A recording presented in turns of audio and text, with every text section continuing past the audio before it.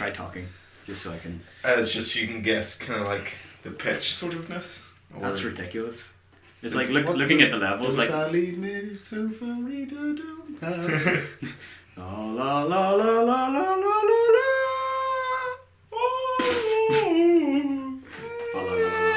Is it just... am I peaking way above everyone else? It's like you're further away, but we're talking like normally, and you're still like double the size of us. You've got girth. Christ. Yeah.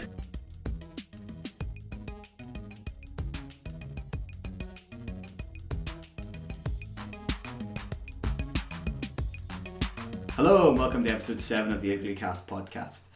Some of the Iglu team are away to GDC, lucky bastards, and we're stuck here in the snow and the cold. But joining me today is Aidan McNichol. Hi. I'm here again. Michael Ritchie. That guy. And I'm your host as always, Jason Purdy. So today things happened Yeah, in the world of gaming. They happened a lot. All sorts of stuff. They happened all over everyone. Oh. Oh god, no. It's in my eyes. In and around my face and mouth. Yeah, we're definitely going to have that. That would be annoying. But GDC, there's actually... Because GDC is like kicking off, there's so much like going on, like so much kind of like news, like interesting news articles, like new stuff every day. Because why don't you mention one of them? Okay, Specifically. well, Necropolis. I don't know if that was GDC exclusive, but I'm so excited for that. It looks amazing. It does. Yeah, it looks so good. Who's it? Was that from the maker of again? Shadowrun. Oh Yeah, yeah, Clear Shadowrun. I thought It looks pretty. that was the same team that were doing the new ones as well though. I think it is. I see. I wasn't clear whether it was the Shadowrun IP because it's originally like a board game, and then there are books. Yeah, but and it's then the there same. are tabletop games, and then the video games. I imagine it's kind of like Marvel in that like lots of people own a little piece, and I wasn't sure if he was he was just like I made it up. Oh, it was the guys that made Shadowrun Returns. Shadowrun. Okay. So that was the first I Kickstarter one. can't remember. I don't think they were original creators. Like they bought the IP. Oh no, they definitely weren't those games to go. Yeah, because I was about to say, isn't like Shadowrun like from the 70s? Or like when it started would have been It 70s? may not be that old. It was the first Shadowrun like video game was on the Super Nintendo, I think. Oh really? It Jesus. was actually really good. My god. And he even knows what a Super Nintendo is. What's a Super Nintendo? What's a Nintendo? Super Nintendo Charmers. I learned it. I learned it. Because the only Shadowrun game I ever played was the like third person multiplayer one. Oh yeah, this it's was fun. between the Xbox 360 and the PC, and you can play together. And Yeah, then I realised yeah. that's a terrible idea because all the PC players have their mouses They and always had a keyboard, and it's massive like advantage. gunning down 360 players like they were nothing. You could tell someone was a PC player just because you died. Nothing else. But I played the demo for that. I remember the world and everything behind, like the whole idea behind Shadowrun is so cool. Oh yeah, no, It's it's so good. cyberpunk mixed with fantasy. Like what's not to like? It's awesome. Exactly. But like I love how like the way I explained it was like, oh, magic just started coming back and people were born dwarves, some people were born out, and it's like that's so cool. That's such a great way of going about It it. was like if you go into the lore, there's like a really interesting timeline where it's just like magic appears in like 2020, then it's like the first dwarf is born, Yeah. and then like it's like 2070 or something. It's like Dragonfall happened, and you're like, what's that? And it's like just like a big dragon appeared in Germany or something. Yeah, it it just starts fell out of the fucking sky. That's And it so took like the cool. entire military of Europe to like shoot it. Yeah, there was like something And like then that. There was like- like 3 or 4 different dragons in the Shadowrun history that like people had to kill and stuff, and So it's just so good. cool. It's so good. But yes, on to Necropolis. It is one of the first games in a really, really long time that I genuinely am like, I want this now. Like, I can't wait. But why? I don't know. I really don't understand why. I think there's something about kind of like the aesthetics for it. I'm a sucker for good. I'm a sucker for something that can make a world, and I'm interested in it in like one image. So I've just seen screenshots of like unfinished gameplay, and I was like, I want to play that. I want to explore that world. Yeah. Like Those gifts look nice as well. Yeah, that all I needed to see was the gifts, and I was like Yeah. sold. yeah, it's Yeah, there's not even a video of it. And I'm like, yes, give this to me. Especially because it's supposed to be like procedural roguelike, randomly generated levels and stuff, and that's just always that's good. a good selling point for me. Like I just love like Dark Souls and stuff, so anything along those lines, I'm hooked. Oh, is Dark Souls procedurally generated? It wasn't really, but it's just like kind of the difficulty aspect Oh, of yeah. it. And that's like anything that either procedurally generated or is incredibly difficult. Yeah. I love both, even though I absolutely hate it. Oh yeah, yeah. It's like it drives me crazy, but I love to play it. It's because it's so much more rewarding. Because Yeah. when you get like, it's like, because we were chatting about this earlier. FTL, like that game is hard as balls. It's very difficult. Yeah. But when you get stuff in FTL right, you're like, Yeah. yeah. When you succeed. Problem is, it's I'm incredible. usually I spend fucking ages. I eventually find a shop, and then I just under the amount of money I need to buy what I want. Oh yeah. And it's like, fuck this, and then I'd like, I'll save my money, and then I get really badly damaged, so I have to repair my ship, and then once again I get to the next shop, and I have just under the amount I need for what I want. It's like, It's one of those and then by games. the time I get to the fucking Federation ship, I have none of the weapons I need, I have fuck all ammo, and most of my crew are dead, and I get fucked, and then that's it. I just end up Yeah, like, that's actually. Yeah, you're but it's just, really good on the way. That's what it stands for. Fuck. Oh no, wait. F. Oh damn it. Fuck the life. No. fuck that life. Yeah, fuck that life. Yeah. Fuck this low. Actually, speaking of difficult games, I got that game Oblitus or whatever it's called. Oblitus. I got like the press copy of it, and it's basically like Dark Souls but 2D, Ooh, and it's what is this? really good. I've never heard of this. It was only out on Friday, I we think. not talked Last about it Friday. last time. Yeah, Did I kind We of barely vaguely mentioned it. yeah. Yeah. Was I drunk? Yes. No, you were sober. That was Oh the problem. god, I don't remember what that's like. But I played it for like 3 hours and couldn't even beat the first boss. But it's just completely like you appear in the world, and then there's someone says to you, oh, you need to talk to someone who's in the forest, or it changes every time. It'll be like he's in the forest, or he's in the furnace, or he's in the cave, and then you go. He's in the furnace. In the furnace, there's like he's in the great furnace in the sky, because when you go upstairs, there's like a really old like workshop with weird like robot things going about, and you basically have to go to that area and then find the guy, and he says, I need you to get the soul of a giant, and it's always a different giant in a different area. And then that's kind of the story, it just changes every time. Enemy layout changes, but you can go anywhere on the map right from the start. What's the art style of this? It's like nice, really nicely hand drawn, like sort of 2D animations. 2D on it? Yeah, it looks. Could It's someone bring up a picture, or is it it's right here. just oh, I'll get one up. Yeah, it looks really pretty, and it's like just made by like one guy, I think. really? Someone called Conrad Ullman. No, just one dude make this Yeah. whole game. But it has really, really cool, like the teaser art. It's just ridiculously cool. I've never seen this game. Holy shit! And that's like basically what it looks like there. Just like, What? I've never Yeah, seen this it at shows it. all. yeah, like just freaky looking monsters and stuff, and you're just a little guy with a sword and a shield. Dude, this looks sweet as shit. And then every time you die, it just completely resets and you're back to the start again. Oh yeah, that's definitely up my street. Yeah. Has that been officially released? Yeah, it was out on Friday. Last Friday on Steam. Cool. I'm definitely gonna buy me a Nearly copy fell of that. over. And then I was playing as well Lords of the Fallen, which is kind of like that less good Dark Souls, I guess. That's where you're like the big Viking man. Yeah. Well, I'm actually really enjoying He's it. like tattooed with runes and shit. Yeah. Makes me look cool. Oh, you mean Kratos? Well, another iron dude. Of course Blade not. slash axe slash hammer. Is he slightly bald? He's completely bald. Completely. So he's bald, covered in runes, super angry, super strong, super violent. Does he have a little goatee? Does he have a beard? He's got a big beard. He's got a big beard. And he's massive. And he is like a released prisoner, so he's got a dark past. Oh, so So it makes a bit of Skyrim in there. Yeah. Why not? In fact, all the other people's.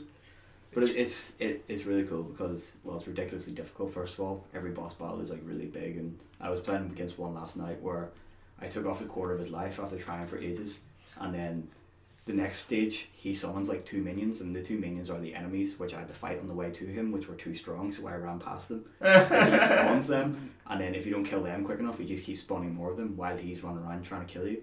And I had that really moment when he first appeared, and I was just like, this is bullshit. I can't do this. And then 2 or 3 tries later, I was like, no, I can do this now. And then I like stopped playing it last night, being like, next time I do that, I'm gonna beat him. And then so far, every boss that I've beat, I'm literally just going, yes. Suck it! Suck So it, satisfying. jeez. See, that's to me is like the proper old-fashioned gaming. Yeah. Like, I remember when I was younger playing games that obviously now, because I'm such a good gamer, I can just fly through these games. Yeah. But like Crash Bandicoot and stuff, I remember being asked to leave the room when my sister was trying to be tiny in Crash. I think it's Crash 2, because me being there was causing her to lose. And I was just sitting there and she's like, no, you have to go. And so I'd be standing, like this was in our kitchen, I'd be standing peeking around the fridge trying to watch my sister play the Crash Bandicoot, and she'd be like, get out! Have we heard that story before? I think we have. Have I? Have I told that story? I think you told it in episode 4. Did I? Shit. Listen to it. Well, I'm just gonna go now. I'm Goodbye. gonna have to fire you from the podcast for repeating stories. But it's like, it's You're that. allowed to reuse words. But it's that whole thing of like just trying and trying. And just like eventually after like the 800th time, because as a kid you don't realising that you're like busting your absolute balls trying to get something that literally doesn't matter, and then when you get it you're like, Yeah. Yeah, I give up now.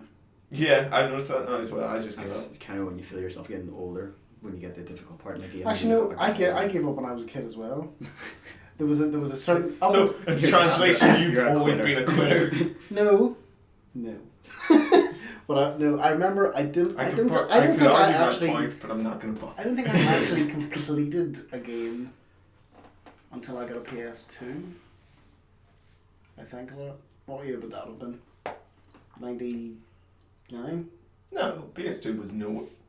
It would have been. Or 2000. Yeah, 2000, 2001, something like that. Okay. Yes. I've had a brief period where it's like I will, like certain games I'll complete, like for example Red Dead or Batman. Any of the Batmans I've completed all 100%. Oh yeah, no, I They never aren't go particularly 100%. difficult. I never go 100%. I think it was when I was a kid I was really shit at games and I never finished them. And then I got good enough to where I did start finishing them, and now I get annoyed. Is that why you became a game developer? So you can be like, make a game that you can beat, and then be like, Yes. to that 6-year-old me, All power. I'm so good I at am video games. omniscient. No, maybe that.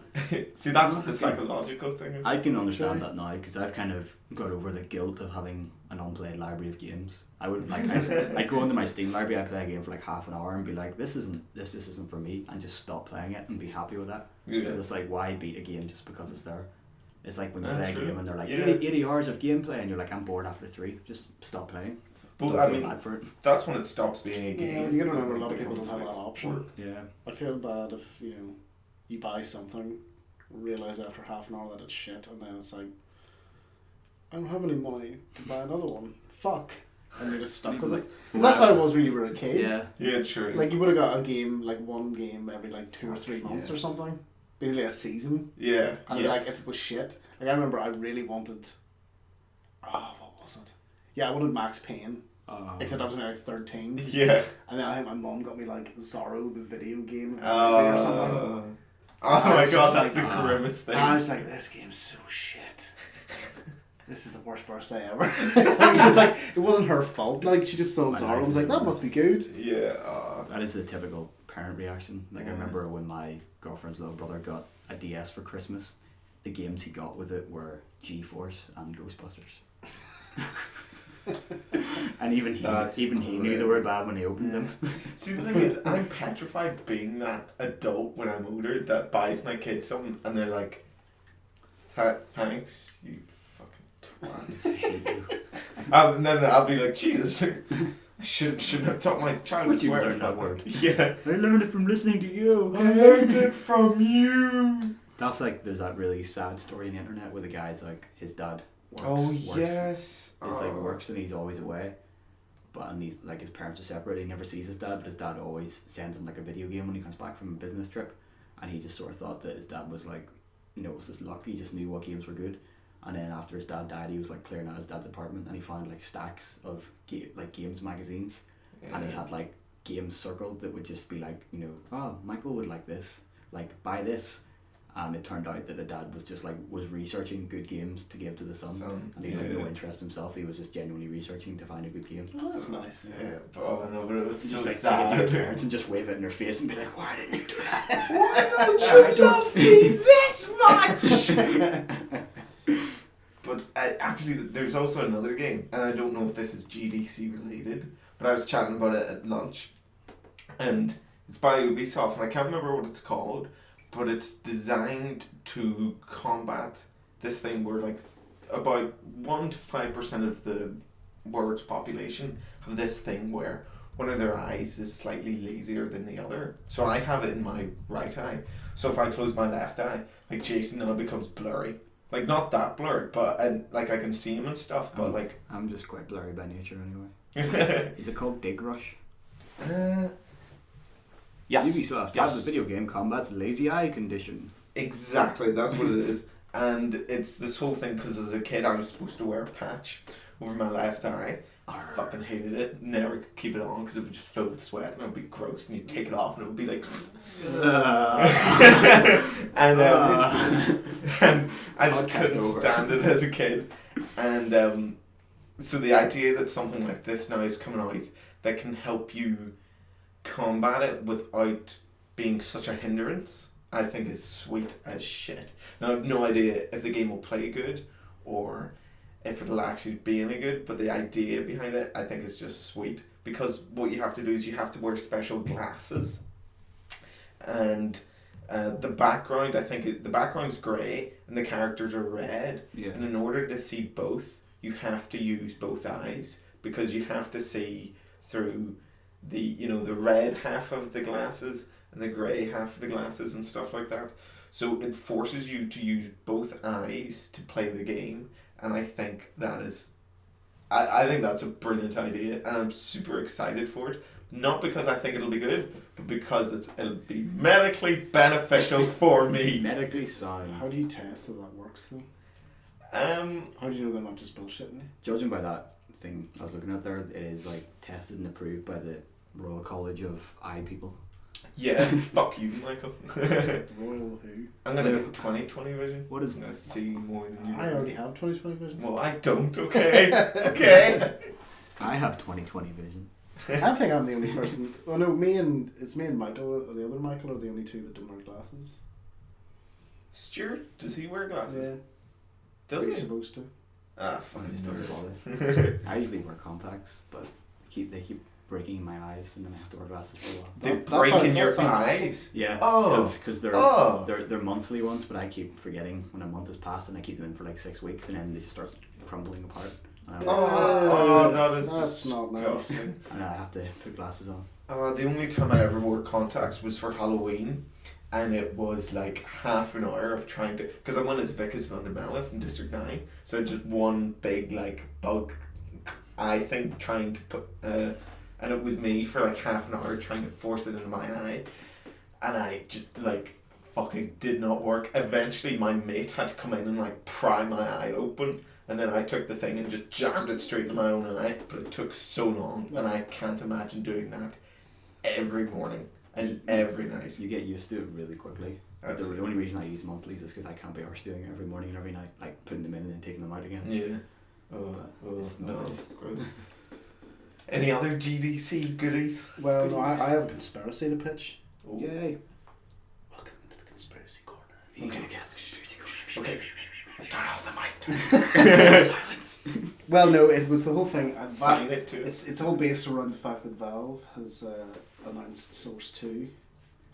And so my theory is that because of this, Half-Life 3 will be unveiled at E3. Dun, My dun, dun. My reasoning behind this is because the last time they unveiled Source, they was like, hey, look at the facial animation, and the face was of the G-Man, and they were like, hey, look at all this cool physics and stuff, and all that turned up in Half-Life. Like the whole idea of physics-based gameplay was like that's why Half-Life's important. Yeah. Because like there was nothing like that in games before. It was all like pre-animated rubbish. But then they were like, hey, no, you can throw a grenade and it'll bounce off a wall around the corner. And it's like, that's really cool. So while they haven't been very specific, I think if they come out with a demo showing like, oh, this is the new stuff. Yeah. Look at our impressive technology in the next few days. Half-Life 3 will be at E3. and the internet will collectively shit its I pants. think it should be as well, because with Steam machines, like their exact quote was that they were Steam gonna beat like console specs and match the price. And it's like, do that, then announce like the most anticipated PC game of all time in one swoop, and you effectively kill consoles. It's just like, here's a machine that's stronger than a console, is cheaper, and by the way, here's like Half-Life The 3. game that everyone wants. Yeah. Just like And you know casually. what? We're not putting it on console. Fuck you all. And then, I don't know, like Gabe Newell becomes 300 feet tall and starts crushing New York. It's like, I think just a beam of light Yeah. come down through the roof of like the conference center, and he just ascends. My final Steam form. machines riding with it. It's happening. Mother of I God. control the world now. See, the thing is, what's that? What's the name of this stuff now that's going to stream Steam onto your TV? Steam Link. That was Steam that Link. other thing. I Which know. it seems like a half step while they're getting their Steam machines, because it's basically you connect it to your PC and then it allows you to stream shit to your TVs wirelessly. So, well, anything connected to your home network basically. So I don't know, maybe theoretically work on anything that has Wi-Fi. Yeah, well, I mean, But I wouldn't imagine playing like It's your PC and how your it's, phone or how something. it's set up. Like, it has an HDMI port to go to a TV, and then it has like 3 USBs on it, I think. Yeah. And it connects to your wireless network. But what's really interesting about that was when I heard about the Steam machine, I was like, that sounds good, but I need a computer as well as a games console, so I wouldn't want to buy a box. Yeah, well, the that was just Alienware. yeah. Was it Falcon something? A company I'd never heard before, and I'm sure they're big in America or something. But it was Falcon Westward, East Forward, something like that. Something more. But I think they're showing off Falcon their Forward. ones in the next couple of days. Yeah. And if it turns out that they're cheap and the specs are good, because the whole point is like Valve isn't going to be manufacturing themselves. Like it was originally like 15 partners or something. Yeah. Yeah. I think that's about right. They've maybe whittled it down to a few. But the thing is, I haven't paid a full attention to it. It's essentially you're buying a console that is a computer. It doesn't add on to your computer. Well, yeah, It's the whole totally the separate. idea of the Steam machine is that it's cheap, affordable, easy to use, and potentially upgradable. Because that's the one thing that PCs have over consoles. The problem is that the upgrade process scares most people. Because you have to like get a screwdriver out and make sure you don't touch anything with charge in your hands, or it'll all bzzz and No, destroy as something, soon as I open up my laptop, I'm like, yep, you're gonna fuck up everything. But the whole thing is like if you technically cleaned up the way that looked inside of a computer, if it was just blocks that you slid in, Yeah. Yeah. People everyone would do that. Yeah. It's like apart from the people who can't afford it. It's which like is the quite same a lot way because as- it's expensive. on But all the- you have to do is make it slightly easier to use, Yeah. cheaper, and then it wins. Because like on the old Xbox 360, you just had to like clip off the hard drive on top, and then you could Yes, just clip on yeah. the other one. Yeah. So if they had like, we just like opened the slot and just put in a bigger hard drive with more RAMs, just crammed that RAM. That's the future, lads. Yeah. That is what But the the future really is. cool thing about the Steam Link thing is that it's like a good middle ground. It's like if you have a good gaming PC already and you want a Steam machine, you don't have to like upgrade. You just buy like the Link. You also don't have to like take your huge tower and put it Yeah. beside your TV in your Yeah. living room. Like you could have it still in your study wherever your computer is, and then link it in. Because I game on my laptop, and the annoying thing is like carrying the laptop charger, plugging it into the TV, and then plugging the controller into the laptop, and then Yeah. it's just far too much hassle rather than just turning on a games console. But if you just have a little box with your Xbox controller plugged into it, and literally all you do is turn on your TV, and you can play what's on your laptop, like it's perfect. Well, no, and then they're releasing the Steam controller that I really want to try it. I want to see what it feels like. Yeah. It's got two weird like touchpad things instead of joysticks. So in theory, it's as good as a mouse. That's I've never used it, but it sounds weird. Some people who have got hands on with it say that it is effectively as good as a mouse once you get used to it. Yeah, I would say it's probably gonna have like a really fucking weird learning curve because it with a mouse and with analog sticks, there's something there that you're pushing against Yeah. at least. If it's literally like I a think touchpad I think thing, that they it'd said be like, they've got like ridges for I think that typecast, so there like is, you can like, tell click. where you are from the center. Oh, And then you okay. click in and stuff like. But there's- the it's cool, not just like a flat surface like you get like a MacBook or something. Yeah. because the cool thing about it is like the way on Steam as well. Steam already has really good support for like changing your controller input. So if they have that, like if someone has like if it has a feature where people program controls, and then you basically when you load up a game, it's like, oh, what control screen will I use? Which one's most popular? and then you just have it on your controller where it's like, oh, this is really simple. This feels like an Xbox controller, or this feels like a mouse and keyboard. That would be perfect if if you didn't have to go into that back end yourself. But then if you wanted to, if you're like, oh, this sucks, I want to use a different input, it was easy to customize. Yeah. That's apparently what they're aiming for. So And I think like the learning curve's not that big a deal. I remember when the DualShock and all that sort of stuff first came out. Well, no, because it was like, well, in my experience, it was either there was no joysticks and you were using the D-pad, or you had like on the N64 just the one thing. Yeah. So like it's like, have you ever gone back and played GoldenEye with that kind of thing? No, it's impossible because you can only move in the direction that you're looking. So you always have to be looking, like you always have to be moving towards whatever you're trying to shoot. Christ. Because you can't strafe or anything. And I remember when we switched over, I'm like, how fun is it? I don't know. I move with one and look with the other. What is this madness? I was go back to the single thing. And yet I couldn't imagine doing it the other way around. Imagine how good that would be. You, from Polygon Source, should do that. You should get one of those things, get all your friends drunk, and then just play that, and everyone would be like, what the fuck is this bullshit? My friend has like a bar at his house, like he's an outhouse converted into like a bar with like a projector and everything. Holy shit, and we're like playing like 4-player GoldenEye on the big projector screen, absolutely hammered. And in your head you remember it being as like, there's two sticks, one moves your legs and one moves your head basically. Yeah. When you go back and play and you're like, nope, that's not how it was at all. And it just seems that so weird auto-aim stupid. thing. Yeah.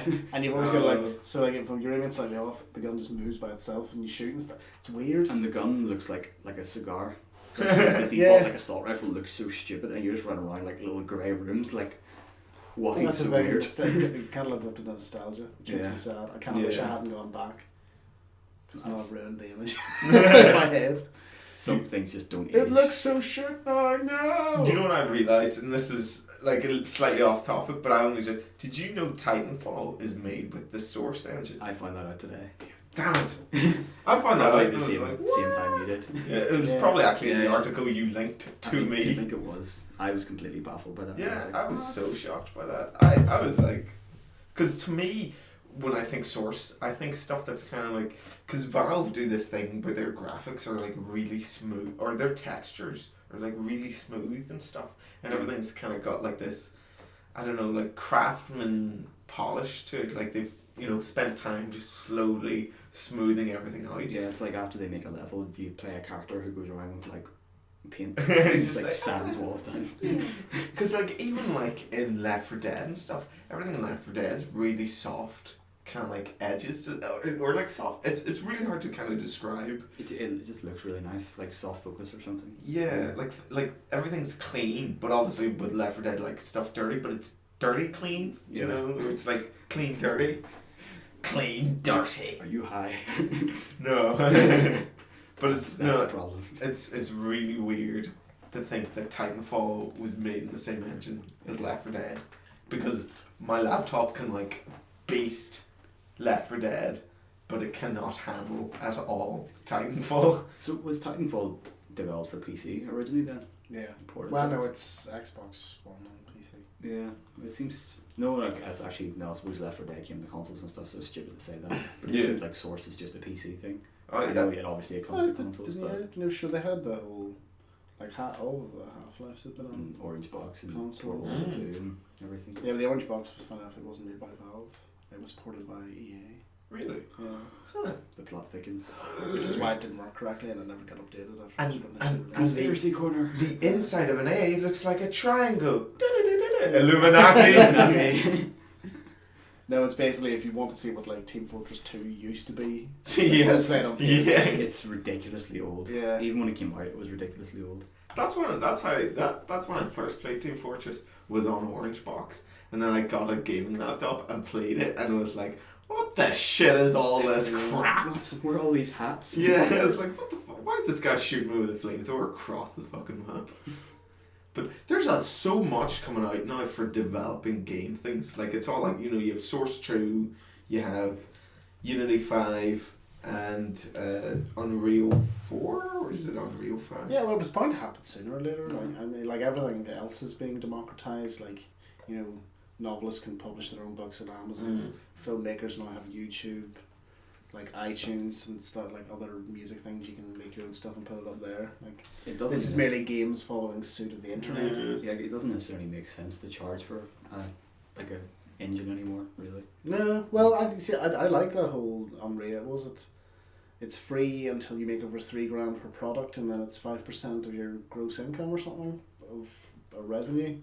Like that's not a bad deal, because it means that your costs are technically a lot lower to make it.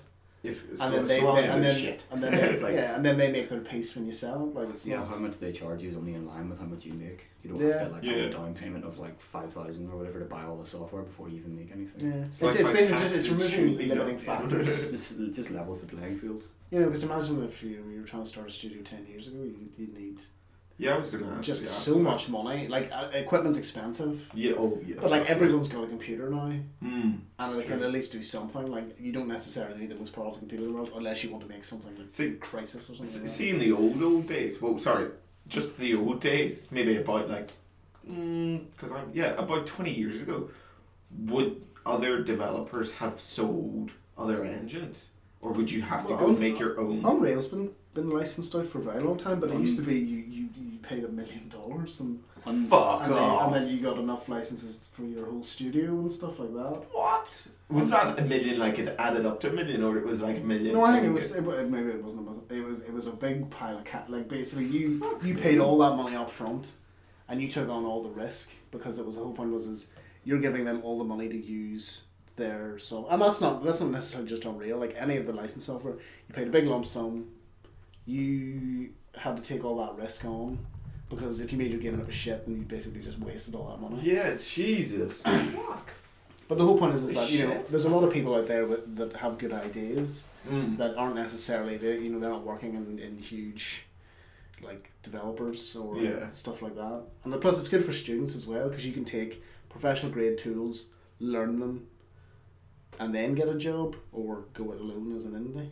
But see, that's the thing that because I was discussing this in the office about how, like I said to Matt, Unity looks more indie, and like I know that probably some of it comes across as like super hipster, but I meant that in a way in the sense that when I see something that's done in Unity, I know it's going to be more like gameplay, more game mechanics wise, more unique.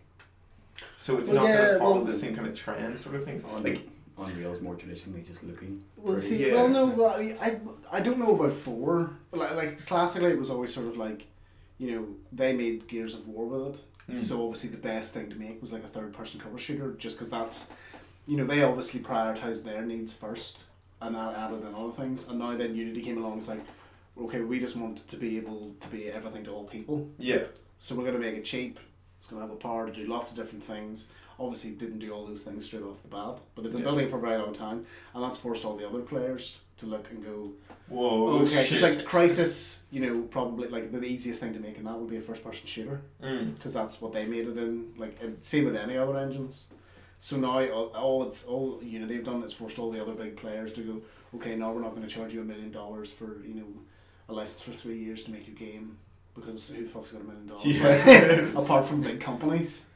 And like those people now, like at the higher end, unless you're like Valve or Blizzard and stuff, and you've got like extra income coming in, making huge games is not the best proposition. Yeah. Because it is an all or nothing prospect. You spend a huge amount of money, and it either does really well or you don't make it. It just flops. Yeah. Well, no, it's not that it flops. Like, was it the last Tomb Raider sold like 5 million? Yeah. And didn't make its sales projections, and didn't make enough money. But that would still that's what makes it a flop. Though a flop is when. Well, no, I would have said flop was catastrophic. Like, okay. We made it back $1,000 and we spent $500 million. But like breaking even isn't good enough. Yes, like obviously the more you spend, the more you have to sell, and that's like a dangerous rubric. Yeah, because the whole point is that people always expect more. So if you're always breaking even, you're trying to do more with less consistently. Yeah. So you always have to make more, so that you can invest more in technology to make better graphics, running on powerful machines, make bigger worlds, more complex characters. You can see every single strand of their hair, and have the ability, like if you miss an enemy, it'll like cut off a tuft of his hair, some bullshit like that. But the whole point is that you can't do that with the same amount of money you had before. Yeah. Okay. And like indie games now, it's just sort of like, okay, we've got a cool, simple mechanic. Usually it's got a simple art style that looks really nice. It's easy, probably people, 5-10 years from now, people are going to be really sick of that. Oh, yes. They'll be like, oh god, it's another one of these Simplified, cell-shaded, simple happy bullshit, games. And then we'll cycle round again, probably. But It's kind of a weird thing with that, because with indie titles you give more leniency to like bad graphics, or like if it's a different art style, you're like, oh, that's not half as pretty as the order is, but that's not what it's about. Yeah. But I saw someone, the skateboarding games, Ollie Ollie. Oh yeah. There's a new one coming. Yeah, Ollie Ollie 2 is out, I think it's tomorrow. And my flatmate was like reviewing it for a website, and he put up the review, and they gave it 9 out of 10, and like people were commenting saying, what the hell, how can you give this 9 if you give Far Cry 4 8.5? And the guy's argument was basically because Far Cry 4 was a bigger, prettier game, it should get a higher mark, and then an indie game couldn't get 9 because it was an indie game. No, they should always be on the merits of what they're trying to do. That's exactly then, like their reply was basically, well, we rate a game on how good it is, or how fun it is, or like how enjoyable AAA has completely different expectations or something. Like I don't expect, a game made by 3 people to be this huge massive thing, because asset generation alone for something like Far Cry would require, I don't even want to think how many people. And then you need to pay all those people, and you need to pay for all their equipment. Yeah. And it's just like, Christ. oh, you just flushed $10 million away, and you've only been like a week in development. Like, we need space to put them in, then you need to heat the building because they can't heat it, and they need electricity. We should probably give them water and food and some crap. Like it's that logic. It's like saying, it's like that film The Artist that won the Oscar last year or whatever, the black everyone was going off because it was silent. Probably cost like $5-10 million to make, and then the likes of Avengers 2, which will cost probably $500 million. Yeah. And people, it got 5 stars. Avengers 2 is probably going to get 3 or 4 stars. I doubt it'll get 5. And it's like you're essentially saying then that Avengers 2 should win an Oscar and do better because more money was spent on it. Yeah. And it's like you would never play a game made by one person and say this is really good for just one guy, and you would never play Far Cry 3 or Far Cry 4 and say this is really shit for 5,000 people. Well, no, I might people. say that it's really good for just one guy, but it would never be comparable. It's not criteria. You wouldn't say, oh, this would be a 6 if 300 people made it, but with one guy making it, I'm going to give it 10. And the same way, you don't mark a game like Far Cry down for how many people that work on it. Like Assassin's Creed Unity must have had 1,000 people on it. It was Ubisoft Montreal, isn't it? They've I think they went 800. Yeah. So 800 people that made a game that was broken and fairly shit, but you don't you don't divide the score by 800 for that. Yeah. It'd be funny if you did though. Well, it's like not again, it's one all out down of to personal taste. I think the whole idea that you can take a score and it universally means the same thing to everyone. Oh yeah. In reviews is rubbish, because some people really like deep, complicated mechanics. Other people like games that you can play and basically listen to a podcast and turn off. Other people like really high fidelity graphics. Other people like simple graphics with great style. It's, when it comes to taste, there's no dispute. Exactly. But matters of taste, there's no dispute. I love and hate review scores, because whenever a game comes out, if it's like, oh sweet, the embargo's off on that, let's see what scores it got, I'd look and people would be like, oh, it's 4 out of 10 or 10 out of 10, and I kind of go, oh cool, that's really good, or oh no, that's not as good as I thought it was going to be. And I would never decide based on that, but it's just a point of curiosity to kind of be like, have you heard The Order's doing really bad, or have you heard such and such games doing really well? But it's aggregate scores are good for gauging the sort of general temperature of what people think. Yeah. But I would say the only time I'd ever trust a score is if it's from a writer or game journalist that I follow. If you know what I mean. Because you have to for example, I watch a lot of stuff of Giant Bomb. Yeah. And I've been doing it for years now. So and I listen to Giant Bomb every week and all that sort of stuff. So I can parse what those guys. If one of them says it's shit and the other says yes, it's like, okay, well, I generally agree more with him, so I think I'll like it, rather than, Yeah, I like that aspect, because then you have people who would be your taste makers, so you're like, oh, Jeff Gerstmann said that was good, I don't like the same things he likes, kind of thing. And even when you listen to podcasts and someone mentions a game, and sometimes someone you respect will say, oh, it's actually really, really good, and talk about it, and then you're something like, I really want to play that. See, I've always boiled that down, a lot of that down to if my friends recommend stuff, I'll be like, okay, fair enough. But it's an extension of that. Yeah, I've never had that with a specific individual. The only time I fully trust something is or general reviews is if generally they say, "Oh, this is shit," I'll be like, "Okay, Yeah. I'm not going to bother." It's because you're more willing to trust something negative than to embrace something positive. It's kind of everyone's the same. It's like if you're looking at like an item on Amazon Yes. and it's got 500 5-star reviews and 10 1-star reviews, you'll always read the 1-star reviews and go, I don't know, like Yeah. people said it was bad, but you're like the vast majority say it's good, but you just have that knee-jerk reaction. Where it's like you're far more likely to leave a negative Steam review than to leave a positive one. Yes, Just yeah. because you're like, it's basically it's easier to. That's why they have the same thing with newspapers and stuff, and that's why newspapers never like publish an article saying, "Today, 100,000 planes successfully landed, nobody was killed." Yeah. They always have one plane crashed, 2 people died. Oh, you know, all this kind of like If it bleeds, negative. If it bleeds, it leads. That's It simply bleeds, it leads. Yeah, like a bad review would get more hits, and like Yeah. same with like clickbait titles. If, That's like, all quite. Yeah. It's like that. Shitty. What was that? The Joker quote in The Dark Knight. It's like no one cares so long as it goes to plan. You're like hundreds of soldiers die in a war. No one cares because it goes to plan. Oh yeah. One person gets gunned down in the street. That's not supposed to happen. Everyone freaks out. Excited, yeah. Wow, this got We- grim Yeah. as We shit. got deep. We moved from like game reviews to that. Oh, well, actually, no. This kind of fills in the thing. Only 5% of players opt for the evil Oh, choice in their yes. first play. Yeah. Do you know, I've heard something like this before because I remember seeing it was an interview with Wait, Peter hang on. Maloney. For context, it's based off an article we saw on Polygon that says that only 5% of gamers will choose the evil path on the first playthrough and 50% will choose it on the second playthrough. Yes. Context corner. But that's because, well, yeah, I'll let I was you gonna say say, your like, point, and then I'll was- shoot it down and say you're shit. No, no, I was basically going to say that, except it was a few years ago, and it was an interview with Peter Maloney, and he was talking about, just like Fable's all about choice, like, in fact, nearly all of his games are about like choice, good and evil, blah blah Yeah. blah.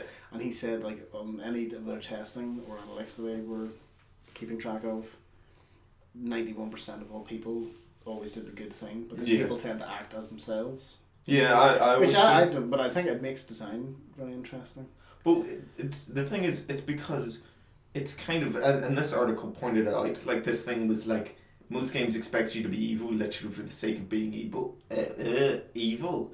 There's only one game in my head that directly, like, I can think of is Witcher, Yeah. where everything is so grey, you've no idea what the direct kind of like, oh, this is the evil thing, or this is the good thing. It literally is, what do you think is right in this situation? Which is truly kind of like what the majority of those real life situations are. But it's like, there's no true reward for being good. Or there's no true reward for being bad in game. Most of the time they actually, all the NPCs and stuff start calling you like a monster. And they're like, he's so horrible. Unless obviously you're into that, like, you know, having people scared of you is your thing. But to me, it's like doing the bad thing just leads to, like, not a reward, more of a punishment thing. Because normally what they do is they give. Well, the trick with that is though that if you, Red Dead was always a very good its morality system, right? Oh yeah. And it didn't really.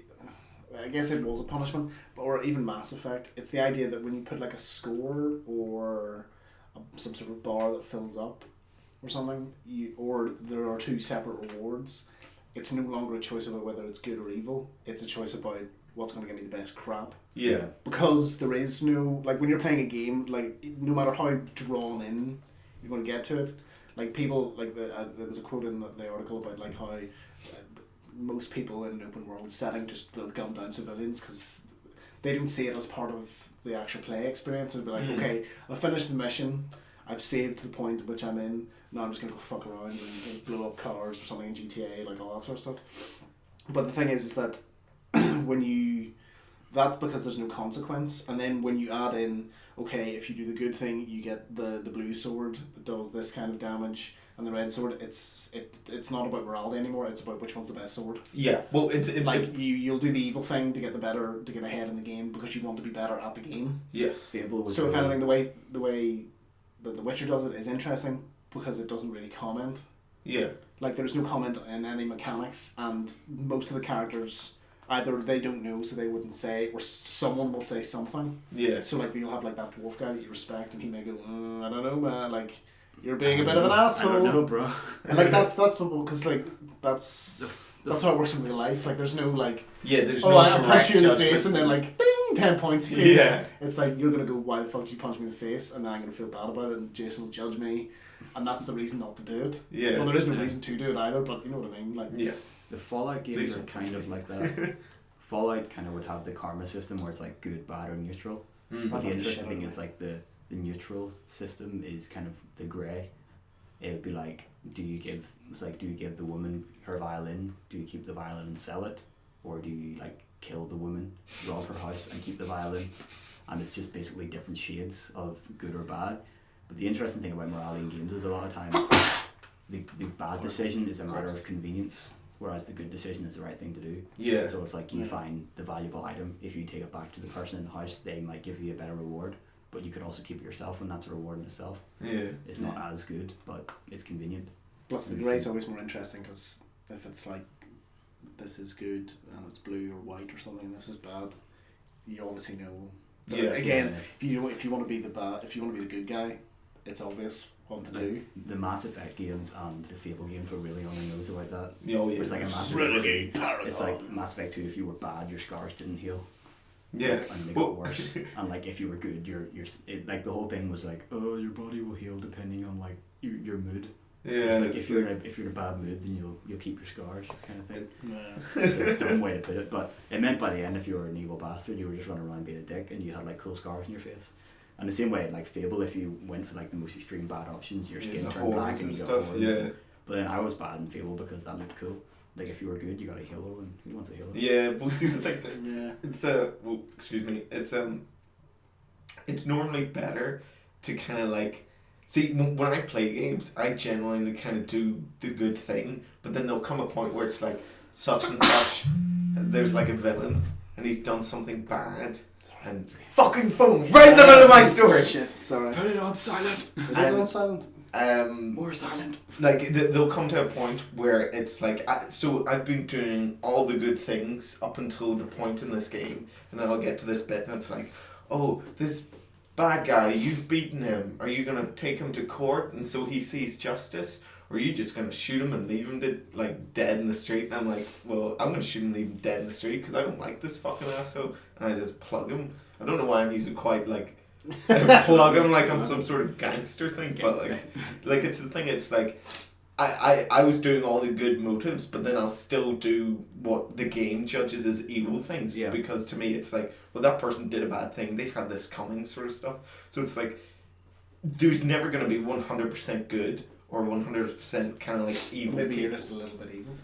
Well, everyone's a little bit evil. It's yin and yang, man. Yin and yang. It's interesting to play a game, like a narrative based game, following your own like idea of narrative, like either your character or your own sense of morality.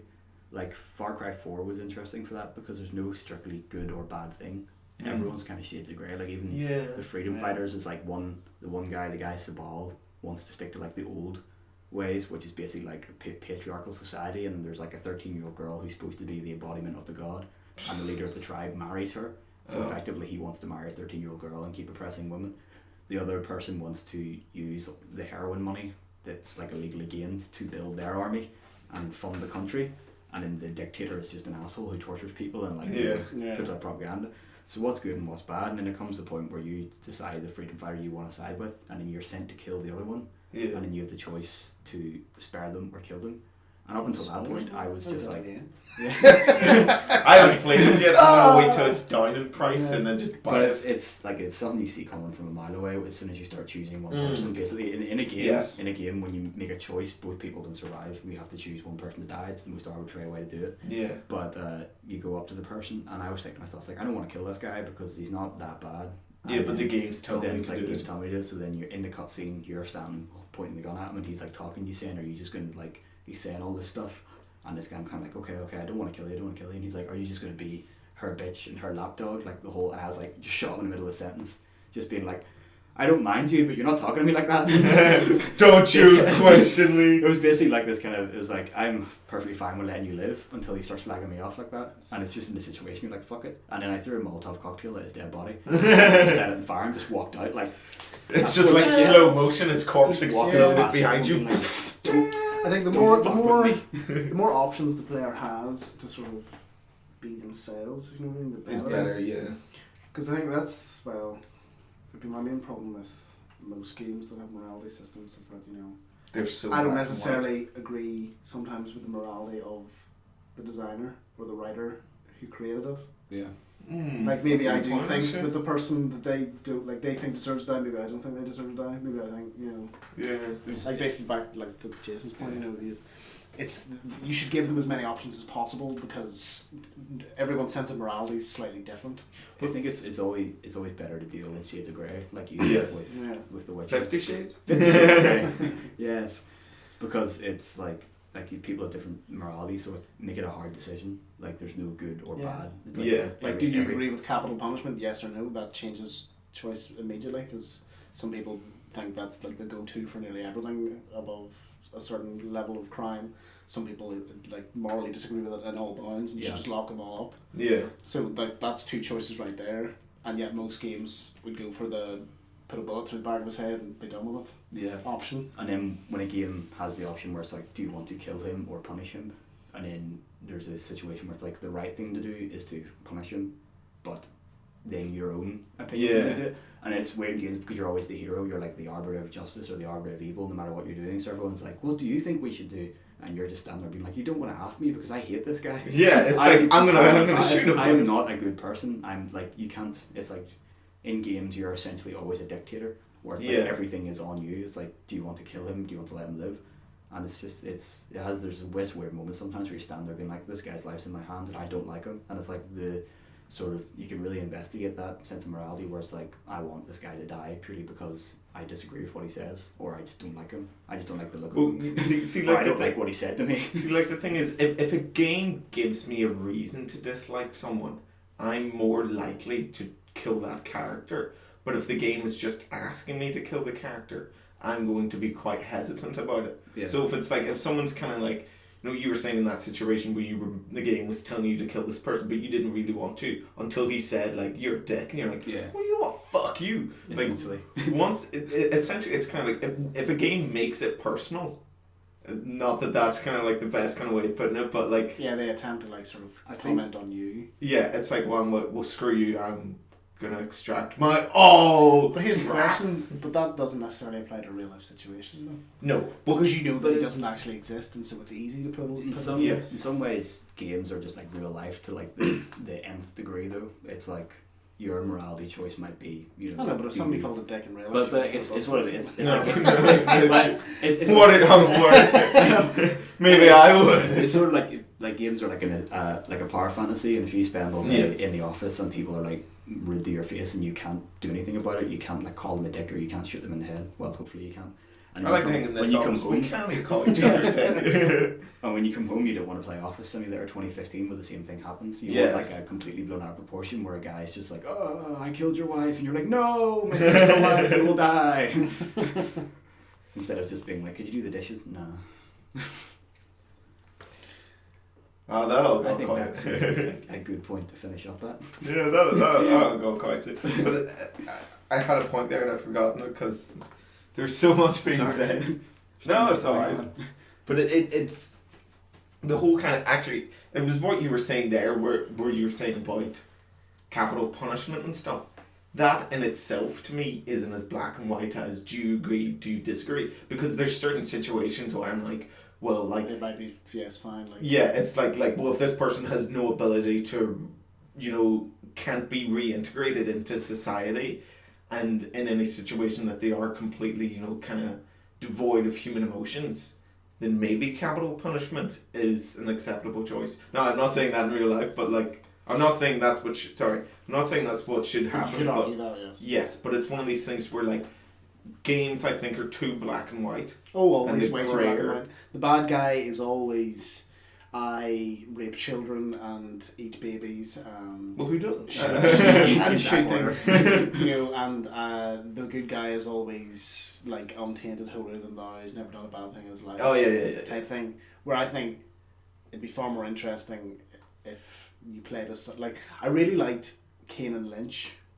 No, they weren't particularly good games, Yeah. but they were very interesting from the standpoint that you were playing two pieces of human garbage. Yes. Like they were fucking shitty people. And everything they did was terrible. It was so And I mean, shitty. like the first one, there was just like one level where I think you were like shooting your way through a nightclub. Like you go into the nightclub to make a deal, and then people start shooting at you, and then it's like, well, I have to shoot back, but there are loads of fucking people in the way. Screw it. And you know, so like you could be you could grab. I think you could grab someone, like just grab a woman off the dance floor and just use her as a human shield if you wanted to, or you could not. Yeah. But the whole point was that they were constantly getting in situations where it was sort of like they were just bad people. Yes. Like one of them, I was actually a psycho to the point where he goes mental and just starts shooting all the hostages because he thinks they're enemies. And like, I think it even had a game mechanic where they chain, like the second player who was playing the mad guy, they swapped the models. So if you were playing as Kane, you were watching the other player shooting down all the civilians because on their screen they look like cops. Yeah. So you were supposed to be fighting. Well, that was quite cool. That is actually But cool. you know, like they played stuff. You know, like they were the opposite. Like you're playing the villain, but I think it'd be better if you shades of grey. Like why not? When the evil king who's killing everyone, like maybe there could be a scene where you show he really loves his kids, because in real life, everyone's not a monster. Far Cry 4 actually was really good for that, surprisingly. In like the last quarter, a lot of stuff happened where you're kind of like, nobody is in the right here. Yeah. And you have a choice to decide who should be right and who is wrong, and then it's like everyone is wrong. I think. Like, sorry. No, go ahead. I was going to say, I think those are the best decisions where you're so conflicted and you make the choice and then you go, shit, actually, I don't know if that was the right thing to do. It's probably the absolute best thing about the Telltale games, where you have a choice where both are bad, and there's just a little bar running down, and you're like, what do I do? Which one's good? Who do I want to die? Who do you give and to then, the chocolate and it's bar? like, Because they're gonna fucking hate you. And then it's just like, and you make the wrong decision, and someone you love dies or gets hurt, and you're like, oh fuck. Yes. And it's just like that. So many people got killed in The Walking Dead when I played it that I didn't want to die. I tried, it was like, I'm trying to do the right thing, and then they're bringing Oh shit! Oh jeez! Oh god! I can't do it. It's like, I can't do it. Like, I can't wash out their blood. That's what all games should aspire to. Just yes, grey. Well, not grey. Just trying to like grey. Grey. Well, no, because in certain situations, even real life, like no matter what you do, you can't fix it, if you know what I mean. Yes. Like it's not necessarily grey. It's just making the best out of a shitty situation. Games. Like again, that's what I talked about last week. What Wasteland does really well. Oh yeah. Is it's just can't do fuck all about this, but you saved at least 2 or 3 people. The trailer for that is so grim. Like it's just people screaming over the radio. It's horrible. But that's how. And that's why I'm going to play it. Because it's interesting, man. Yeah. It's not just we are arbiters of justice and we're shooting down all the evil. It's like, maybe your side's not that great and you can't help everyone, and the other sides have their own merits in certain ways. It's always more fun to play like not even the villain but the anti-hero. Yeah. The person who can be good or bad, shades of it, and they have good or bad methods of doing things. Is always, I like doing that. That being said, I do sometimes occasionally love a good old fashioned of that guy's a dickhead. Oh yeah, don't get me wrong. I like that a good revenge story is good. Yeah. But the problem is that all games are revenge story. Like 90% across the board. That it's the bad guy is pure evil. You're really good. Go fight him. Yeah. Like in fact, the only thing that's really wrong with games is lack of variety when it comes to that sort of thing. Well, that's because storytelling in games is only kind of like really now starting to properly take off. I think we'll get there. Yeah, this is probably finally finished. This is gonna suck for you, Dad. They'll be there next week. Yeah. And we can talk about that next week. Yeah. About their wonderful stories. So that was episode 7 of the Iglucast podcast, and if you like what you heard or have any questions or want to make any comments, you can hit us up on Twitter at iglumedia or email me at jason@iglumedia.co.uk. And until next week, this has been me, Michael, and Aidan. Goodbye. Bye bye. Goodbye. Like and subscribe. Give us money.